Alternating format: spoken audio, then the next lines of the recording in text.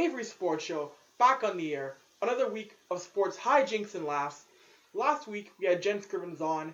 This week my guest does not play pro hockey, although I'm sure he desires to play pro hockey one day in his life. Absolutely, yeah. It is CBC's own Kyle Muzyka. Kyle, how are you doing today, I'm sir? doing well. I don't know if I'll be able to follow up Jen, but I'm happy to be here.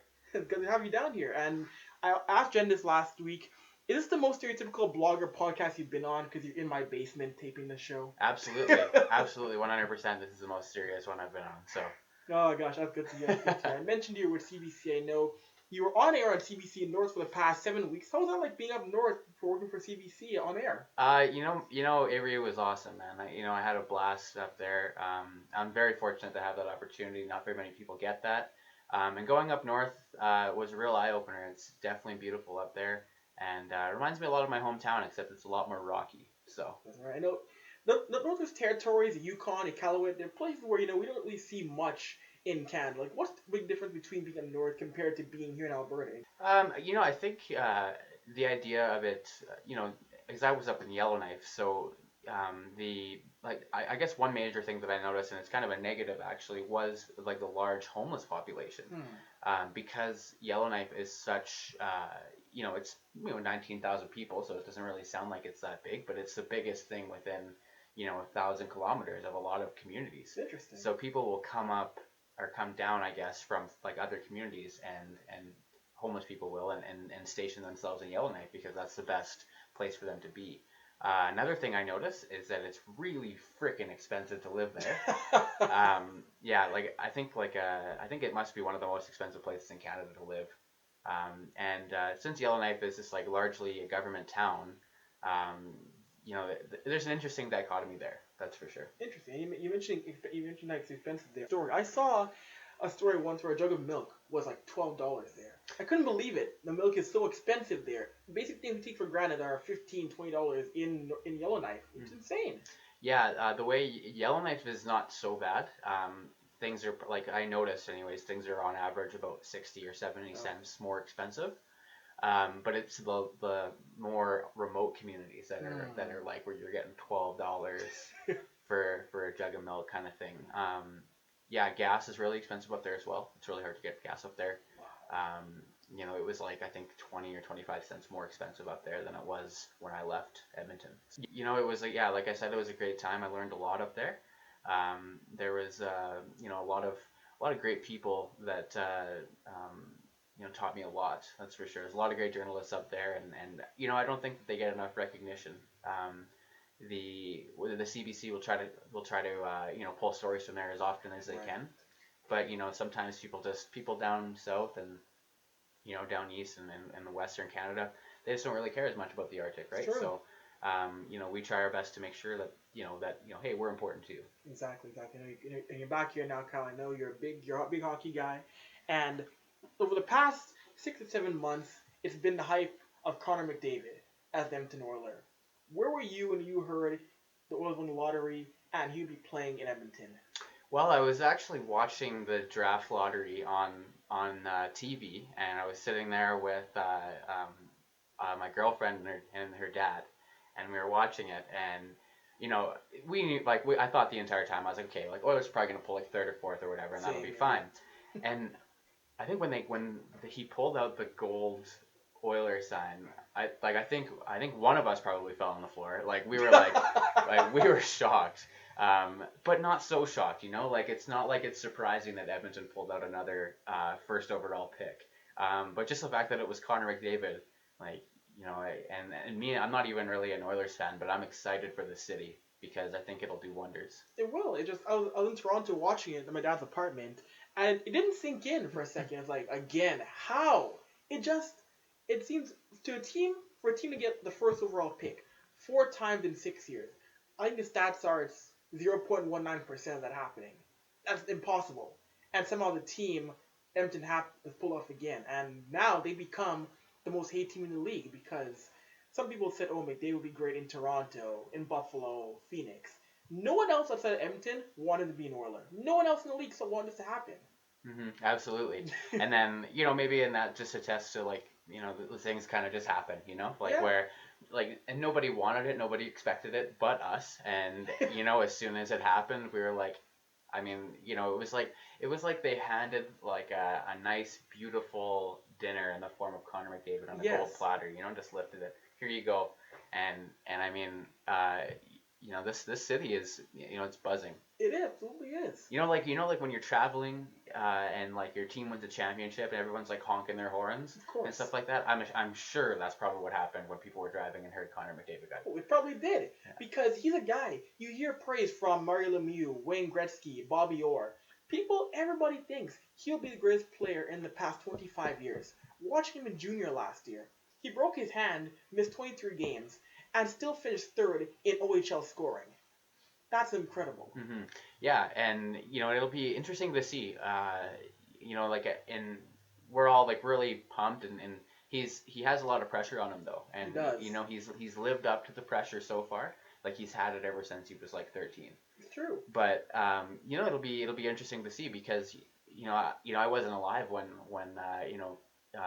Gretzky came in '79. Mm-hmm. But I would imagine that it was probably nothing close to what we're feeling right now. Like it was like we are elated that we have this bastion of talent. It's true, and I will say the pressure is high, but people do have to temper their expectations in the fact that him alone, he will not put his team back to the playoffs. It's impossible for an 18-year-old to do that, and that was kind of a problem Edmonton's had with the rookies, with Hall, Hopkins, Yakupov, Nurse. They feel that rookie can do it all, and a rookie can't. I think the new management with Chiarelli and McClellan are going to realize, what? He's a kid. He needs a solid surrounding cast so that he can be successful and reach his potential by year 2 or year 3 or year 4, whatever it may be. Yeah, and I think like I'm going to be closely comparing, like throughout his career, I'm going to be closely comparing like what happened with Sidney Crosby, because when he came into the league in the first year, he was playing alongside like Mario Lemieux and like but I mean they still didn't make the playoffs from what I remember. No, they're a 59-point team. They were garbage in year 1. So but Ray Shero went to work and put together a team, and I mean it probably helps that Malkin became the number 2 best player in the world. Yeah. But they became a threat. They became a perennial threat. It's and true. We're hoping that Chiarelli kind of follows that at least to some extent. I think he will. You mentioned Crosby year 1. I look at that roster of Pittsburgh in 05-06. There's no way he could fail. You mentioned he had Lemieux. He had John LeClaire. He had Gary Roberts, Bill Guerin. They weren't going to let Crosby fail. Mm-hmm. All those guys who won around him, he wasn't going to fail.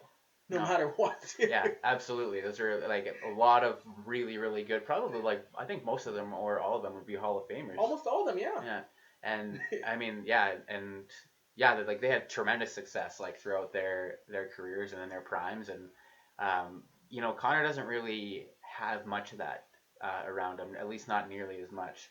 But I think if Hall and Nuge and Eberle and even to an extent Nurse and Yakupov get serious, I mean like I think that they can teach him a lot. I do think so. I do think it's being a teacher. I think things are a bit overblown with Taylor Hall living with McDavid, because I think Taylor Hall has matured. I don't think you're going to see Taylor Hall when he was 18 years old. I think he can teach Connor McDavid about Edmonton. I think people are panicking a bit too much with he's going to corrupt McDavid. McDavid's personality, I think, is Crosby-like. He appears to be a little bit more focused, a little bit more serious. I don't think he'll be the guy who will be in Cactus Club until 2 in the morning. Mm-hmm. I don't see it being him. Yeah, well, and I also think that, it's funny that we're talking about Taylor Hall being like a veteran, and he's like 22 or 23 years old. But, I think if the Oilers management didn't think it was a good idea, mm-hmm. then they wouldn't have let that happen. No, they wouldn't have. So, I think... I mean, I'm not worried about that. I think what concerns me about McDavid, and my only concerns, is, just injuries, mm-hmm. And not being able to live up the hype. And, the latter, I mean, he already has so far. So, I mean, we're hoping that he doesn't become another Eric Lindros where, he's still a point-a-game player, but he's just, he's riddled with injuries. Exactly. But, I mean, like, he doesn't really have much of a history. He broke his hand. I don't think he has any concussion problems. No, I don't believe so. That was, like, the one major injury he's had. Yeah, so I think people have a right to be optimistic about the city. However, I do want to point out, and I'm just going to change the subject a little bit here. Yeah. Going back to my comparison with Sid, which is what I'm going to make his entire career. I'm sorry, Connor, but it's going to happen. If he doesn't score, like people are saying that he's better than Crosby. He's the best prospect he said in last 25 years. People are saying if he doesn't put up 100 points, it doesn't matter who he's playing with. If he doesn't put up 100 points, actually, if he doesn't put up like 115 points in his rookie season as an 18-year-old, like I'm gonna have a tough time like saying that he's been better than Crosby, because Crosby put up 100 points in his season. He did. He was playing alongside world-class players, but 38, 39-year-old world-class players. True. I mean, Connor McDavid will be playing with players in their prime that I would consider Taylor Hall a top 10. I would, yes. I mean, he's got all the tools, and all he has to do is escape with his head up, and he's fine. Eberle can put up 80 points in a season if he felt so inclined. Nuge is a two-way center. He won't be playing with Nuge anyways, but point being, like, he's got a lot of skill around him, and if he doesn't put up 100 points if he plays a full season and doesn't put up 100 points, I'm gonna have to give round one to Crosby on that one. I would agree with you on that. But Eastern media, I don't want to be the guy. Oh, Eastern media is against McDavid. What if Jack Eichel surpasses McDavid in any way or form? People are going to say, see, Eichel's better. If McDavid slips just a little bit behind Eichel, they're going to say Eichel's better, no matter what happens in that. Yeah, and that'll be a tough thing too, just because I don't know, Buffalo doesn't really have much for options, right? No. So he I envision right now an opening night that they'll have Nuge on the first line. And they'll probably have Connor McDavid centering the second line or playing left wing with somebody. Probably centering, though, I would imagine. Centering, I would imagine. Yeah.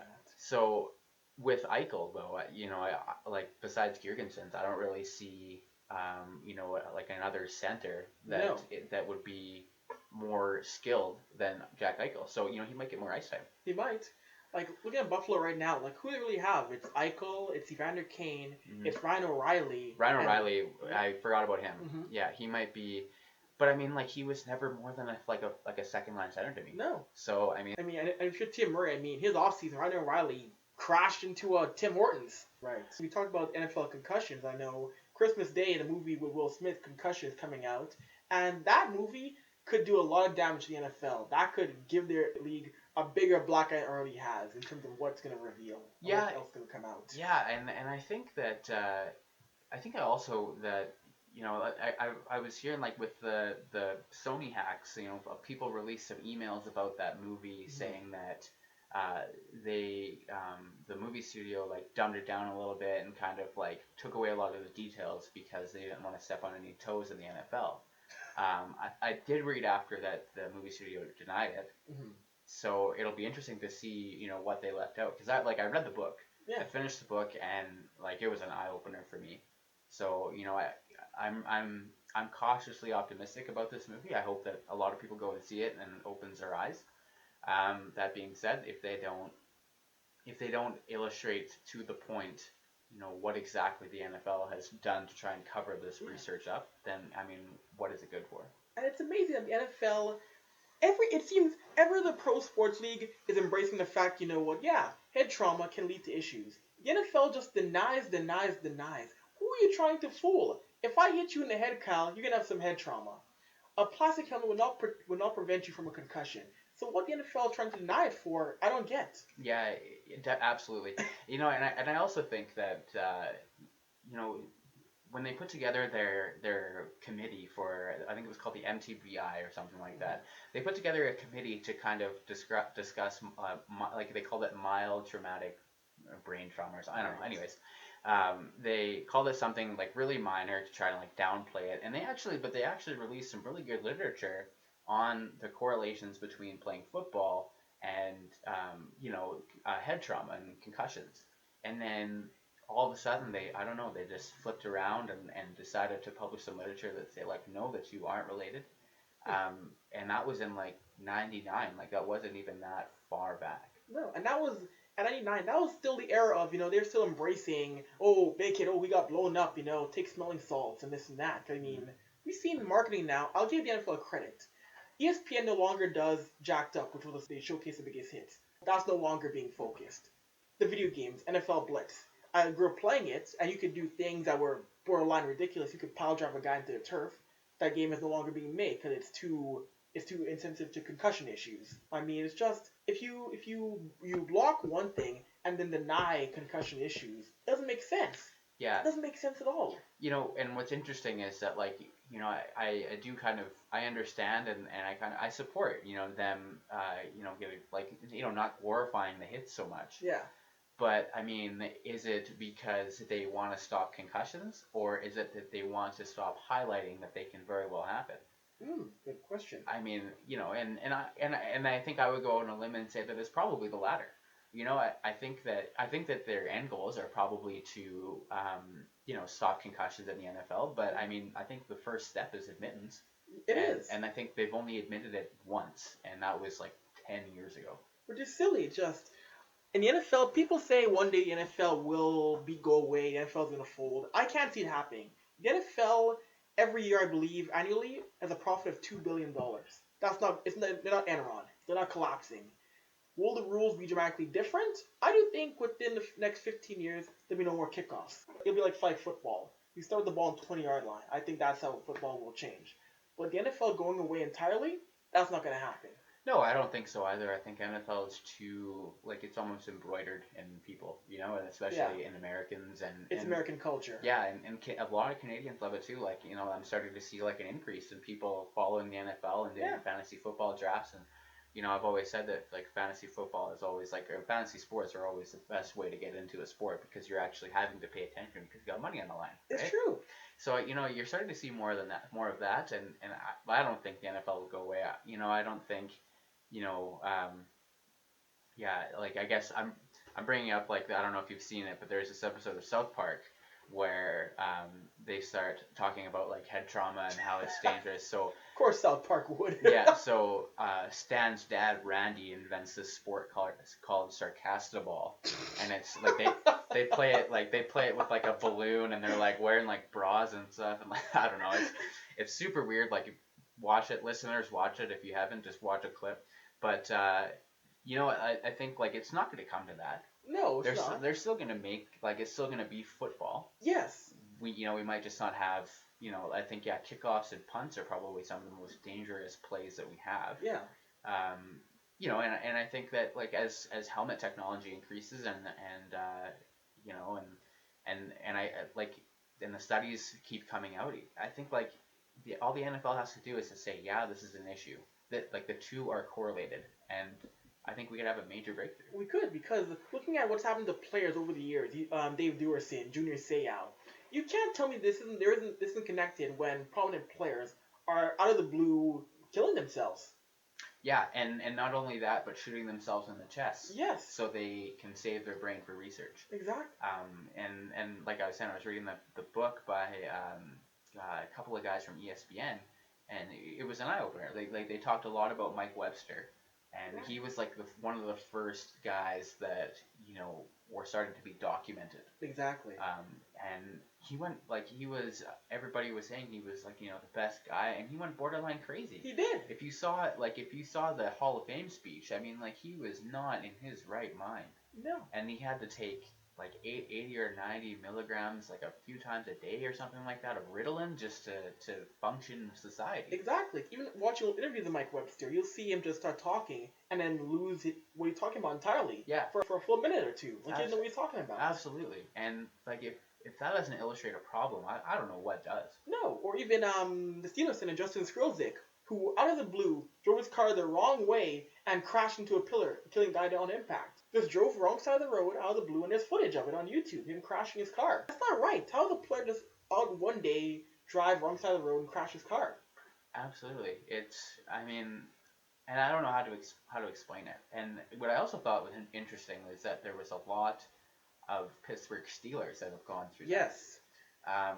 And I'm not sure if that's just a coincidence or that, I feel like they have a lot of hype to live up to because they've had some of the best, centers. They've had some of the best.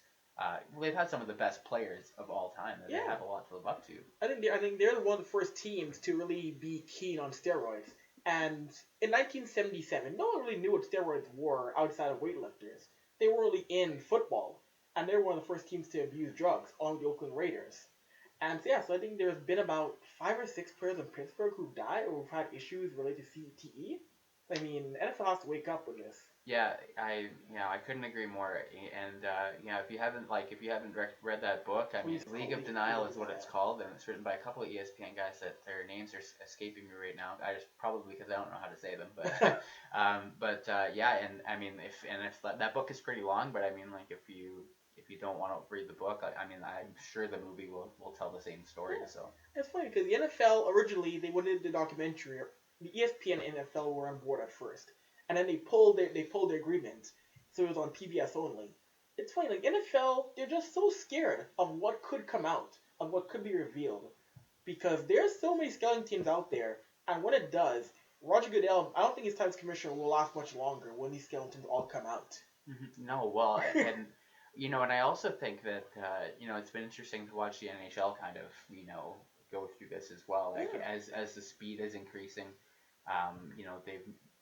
they've been cool about it. They've been saying like there is a correlation between our sport and yes, head there is. injuries, and they've been making rule changes already. We saw the hybrid icing Yeah, come out where to eliminate concussions or to try and suppress them as much as they can.